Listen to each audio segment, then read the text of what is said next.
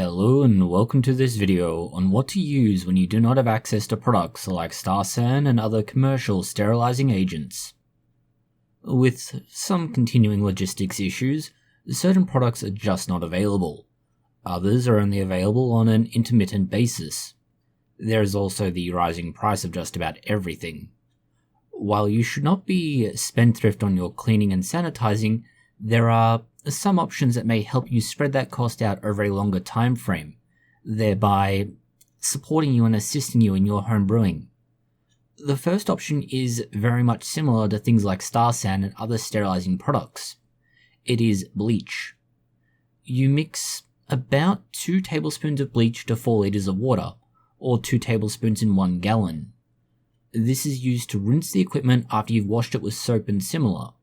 You do not wash off the bleach water solution. The bleach itself will gas off over time, but you leave it until the equipment is dry. This last part is essential. Doing so will kill any pathogens. It is also something that is safe for glass and plastic equipment, so bottles, fermenters, tools, and more can all be treated with bleach. The only caveat can be things like copper or steel. These can react with it, so bear that in mind. If you are worried about the residue, which is most likely to be salts and not particularly toxic, you can wipe down the things that you sanitize with a damp cloth after it dries, not before and not during. It needs to dry completely. That will ensure any kind of pathogen has been killed. Option 2 is a lot more practical, especially if you distill. If you don't, it's not. Ethanol can be a great option. A high-proof alcohol will kill just about anything you might need to be worried about. By high proof, we mean greater than 70% alcohol by volume. That's 140 proof. Unlike bleach, this does not need to be left to stand and dry, nor do you need to use it as a rinse. You can simply wipe down the surfaces or spray it on. If you're using metal equipment and similar, you can even burn it off. If you are doing this, try to remove most of the alcohol first, as yes, fire is nice, too much fire is a problem. While not ideal, alcohol can be reused as well, and by doing this and putting it to task for other purposes, you continue to recycle it, and that can save you money elsewhere. It's things like sanitizing if you're so inclined, or cleaning glass. Next is an option that is really only suitable for small items, but there are ways to use it for larger items. Heat. The easiest way to sanitize is the microwave.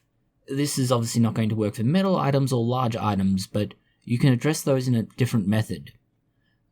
The first thing you do is check that everything is dry. Make sure you've washed it and that it's all clean. Once you've done this, put it upside down on some sort of heat-proof container.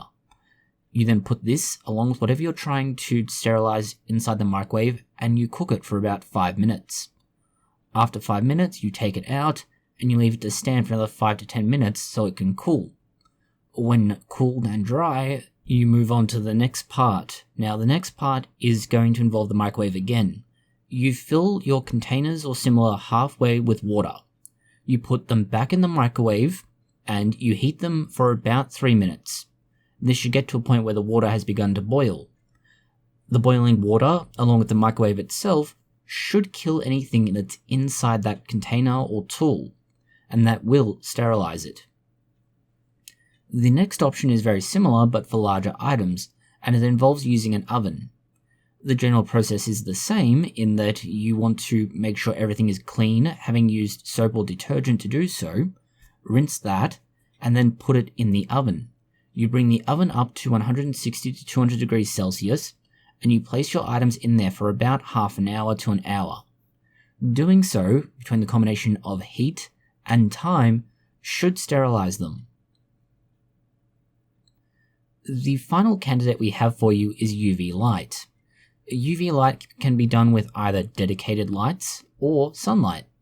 The sunlight is a problem as you will need to leave your equipment outside, open to the sun. This does create an opportunity for pathogens and, frankly, anything else to contaminate your equipment. So if you're going to do it, you will need to monitor it carefully to ensure that you don't actually add contamination rather than take it away. In some respects, a dedicated UV light is somewhat better. It certainly avoids the issue of pathogenic contamination or anything else such as wild animals, dust, or dirt. It is, in many respects, just as good as sunlight in what it does and how it does it. The downside is, of course, that it involves more equipment, an extra expense in the form of electricity, and UV lights can be dangerous. The light does work though, and it is used for various reasons commercially, particularly in hospitals. The reason why we mention this last is that it does carry certain problems, and they mean you need to be very careful.